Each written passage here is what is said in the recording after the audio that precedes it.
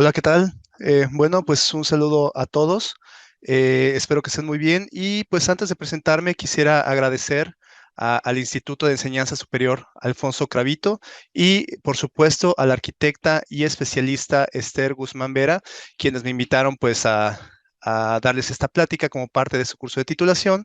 Y la verdad, espero que les sea de mucha utilidad y espero contribuir un poco a la generación de conocimiento, ¿no? Bueno, pues yo soy el arquitecto Cristian Barrero, soy egresado de la Facultad de Arquitectura de la Universidad Autónoma de Yucatán. Tengo un máster en gestión energética y actualmente estoy estudiando la maestría en diseño urbano, igualmente en la Facultad de Arquitectura de la UADY, justamente donde comparto clases con la arquitecta Esther, ¿no? El contenido de esta presentación va a constar de una breve introducción. Vamos a hablar de urbanismo sostenible, eficiencia energética, donde vamos a abordar un poco la eficiencia energética en la edificación, en la iluminación, sobre todo en iluminación de alumbrado público, eficiencia energética en el transporte. Vamos a mencionar de igual manera algunos ejemplos de ciudades que cuentan con energía renovable bueno, que tienen generación de energía mediante métodos renovables y vamos a hablar un poco del panorama actual de México. Ok, como introducción tenemos que en la actualidad alrededor del 56% de la población mundial vive en las ciudades.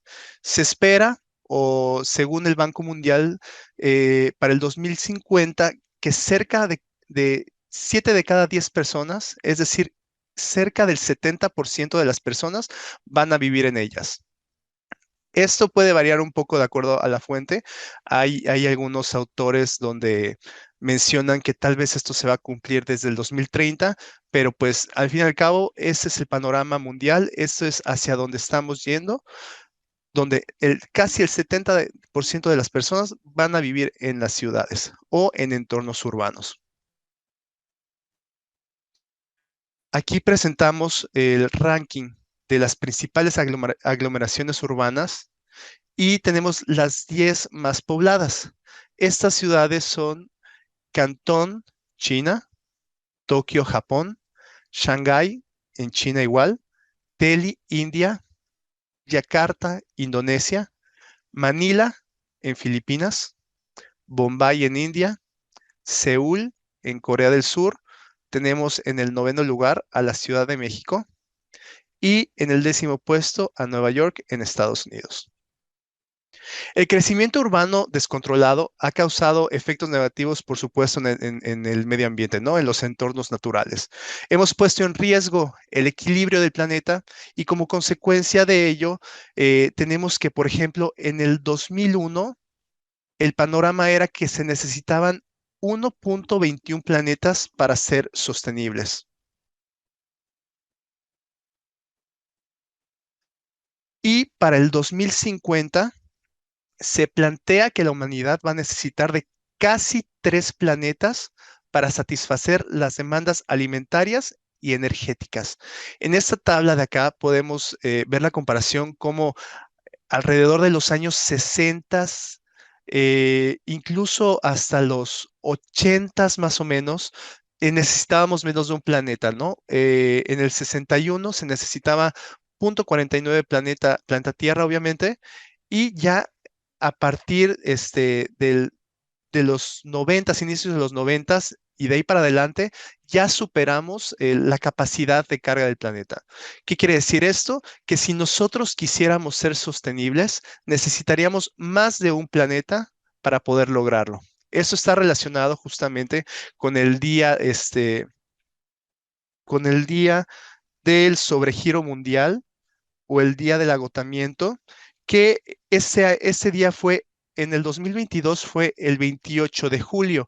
¿Qué quiere decir esto? Que nosotros ya consumimos los recursos naturales que el planeta podía brindarnos para este año. Esos recursos, en el 2022, los consumimos hasta el 28 de julio. Eso si queremos ponerlos, por ejemplo, eh, en efectos de un ejemplo práctico, el salario. Supongamos que nosotros tenemos el salario de un año y el 28 de julio ya consumimos o ya nos gastamos todo el dinero que teníamos para poder sobrevivir al año y tenemos que pedir prestados del siguiente, ¿no? En el 2020, por la situación atípica que se vivió, ese día mundial del sobregiro se dio en agosto, el 22 de agosto. Sin embargo, a pesar de que fueron circunstancias fuera de lo común y donde el consumo energético del planeta o de la población bajó drásticamente, aún así, ese día llegó en agosto. ¿Qué quiere decir? Que estamos prácticamente pasando medio año, ya consumimos todos los recursos que estaban destinados para nosotros. Aquí quisiera yo plantear una pregunta antes de abordar los siguientes temas. Esto es, ¿tu estilo de vida favorece al desarrollo sostenible y a la eficiencia energética? Tenemos que pensar que tanto nuestro estilo de vida a nivel personal como a nivel profesional, independientemente de la profesión que nosotros ejerzamos, tiene un impacto en el medio ambiente. Entonces, es muy importante plantearse esta pregunta. ¿Tu estilo de vida favorece al desarrollo sostenible y a la eficiencia energética? Ahora, entrando al urbanismo sostenible. No podemos hablar de sostenibilidad, ni mucho menos de urbanismo sostenible, si no tenemos en cuenta tres factores. Estos tres factores son el ambiental, el económico y el social, los cuales hacen parte de un trípode requerido para mitigar factores y efectos negativos en el medio ambiente. Esto es que nosotros debemos de cumplir al tener una conjunción de estos tres factores, el urbanismo debe de ser factible, debe de ser habitable y debe de ser equilibrado y distributivo. Los proyectos urbanos en las ciudades deben aminorar el impacto sobre el medio ambiente y el territorio. Eso quiere decir que hay que consumir la menor cantidad de energía y hay que generar la menor cantidad posible de residuos y emisiones. Los proyectos urbanos que se denominan sostenibles deben responder a las demandas sociales de su entorno, deben mejorar la calidad de vida de la población y deben asegurar la participación ciudadana en la formulación de los proyectos urbanos. Eso es muy importante. Siempre los proyectos a nivel urbano deben de contar con la participación ciudadana. Y ahora, debido a las necesidades de la sociedad, eh, los proyectos urbanos deben de ser económicamente factibles y no deben de comprometer más de los recursos económicos que los estrictamente necesarios. Como eje transversal tenemos la innovación o los avances tecnológicos, los cuales deben de servir o deben de alentarnos a buscar alternativas nuevas y eficientes y con un valor agregado. Cuando estos tres factores son incorporados a los proyectos urbanos, se logran ciudades más eficientes, más competitivas y más sostenibles. De este modo tenemos que la sostenibilidad ambiental es satisfacer las necesidades de la población buscando maneras de operación, producción y consumo con un menor impacto en la regulación del medio natural. La sostenibilidad económica busca que los proyectos sean viables para no comprometer más recursos económicos que los estrictamente necesarios. Y la sostenibilidad social busca responder a las demandas sociales de su entorno, mejorando la calidad de vida de la población y asegurando la participación ciudadana en el diseño de los proyectos urbanísticos. Las dimensiones y componentes del urbanismo sostenible pues son en el aspecto o en la dimensión territorial, gestión de riesgos. Siempre debemos de tener en cuenta los posibles riesgos a nivel urbano de acuerdo a las características de los territorios. Justamente el ordenamiento territorial, espacio público y paisaje urbano y movilidad, uno de los aspectos más importantes. Una movilidad sostenible es un pilar fundamental para un correcto desarrollo urbano.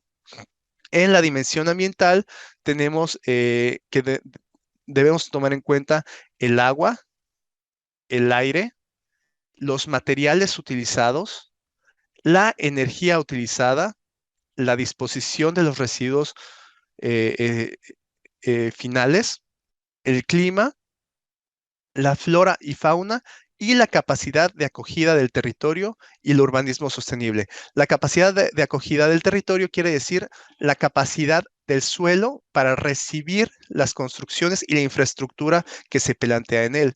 Por ejemplo, yo me encuentro en la ciudad de Mérida, Mérida, Yucatán, donde nuestro tipo de suelo es muy duro. Nosotros por ejemplo, en la gran mayoría de la ciudad no contamos con drenaje, a diferencia de otras ciudades del país, por lo mismo que para nosotros poder hacer perforaciones o crear redes subterráneas es sumamente difícil. Habría que dinamitar, habría que utilizar maquinaria muy pesada, la cual pues se traduce en costos elevados, entonces no es factible para este tipo de suelo. Es recibir ese tipo de infraestructura, por ejemplo, de redes subterráneas, en el caso de la ciudad de Mérida, es poco factible. Eso quiere decir que de acuerdo al tipo de territorio, tipo de suelo, tipo de clima y los demás factores, debemos de diseñar tanto edificaciones como infraestructura de acuerdo a las condiciones que nos rodean. ¿Qué quiere decir esto? Que la meta a lograr es ser eficientes, hacer más y mejor con menos. Es ser más productivos con mejor acceso y calidad y con menor impacto ambiental. Aquí quisiera compartirles este texto que se me hace muy interesante, que dice, el desarrollo sostenible es un concepto más amplio que el de protección del medio natural, ya que implica una preocupación por las generaciones futuras y por la salud e integridad del ambiente a largo plazo. El desarrollo sostenible implica también preocupación por la calidad de vida, por la igualdad de las personas en el presente, por la desigualdad intergeneracional y por el aspecto social y ético del bienestar humano. Presupone también que el desarrollo solo se debe continuar en la medida en que los sistemas naturales lo pueden soportar. Es evidente que la búsqueda del desarrollo sostenible requiere la integración de los diferentes aspectos de las políticas urbanas en un marco globalizador.